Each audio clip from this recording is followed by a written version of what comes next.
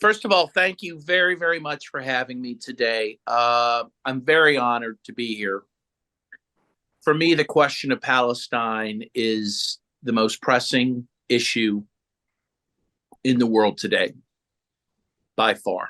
I actually just returned from the West Bank, where I was doing, I was there, one, to pay witness to what's happening and also doing research on the increased repression by Israel in the West Bank, which obviously is not getting quite as much attention as Gaza for, reasons understood, of course. But since the question is why aren't the nations of the world invoking the Genocide Convention, I think obviously there's different reasons for different countries. Obviously, the West, led by the United States and Israel, have obviously they want to avoid the word genocide. They want to claim this is not a genocide because they have fears of prosecution, of course.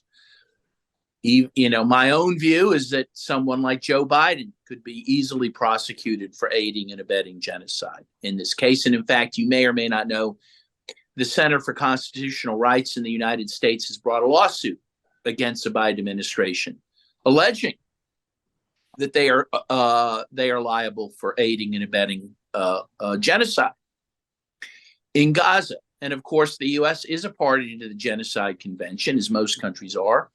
And therefore, under the U.S. Supremacy Clause of the Constitution, that it is binding upon us domestically. It is domestic law, which people like Joe Biden and others are obligated to abide by. So obviously, the West fears, criminal prosecution.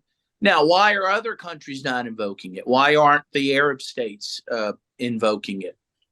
Or countries even in Latin America like Colombia and Bolivia and Venezuela, which have been very outspoken against what's happening in Gaza have used the word genocide. Certainly, my friend President Gustavo Petro of Colombia has said it's a genocide.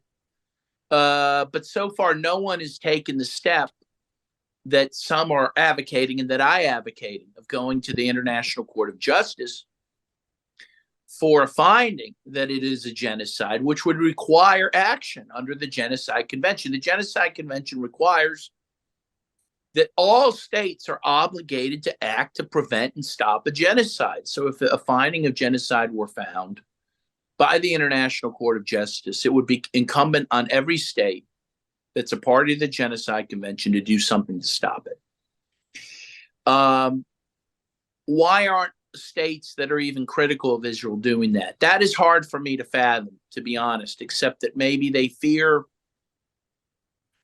that if they do that to Israel, that others will go after them for other things, right? That they fear some sort of reciprocation. But of course, that's what international law is based on, is reciprocation. That is to say that international law protects all of us, right? And it protects states too.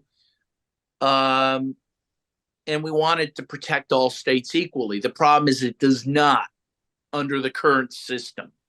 Yes. Right? The International Criminal Court has utterly abdicated its role in this conflict.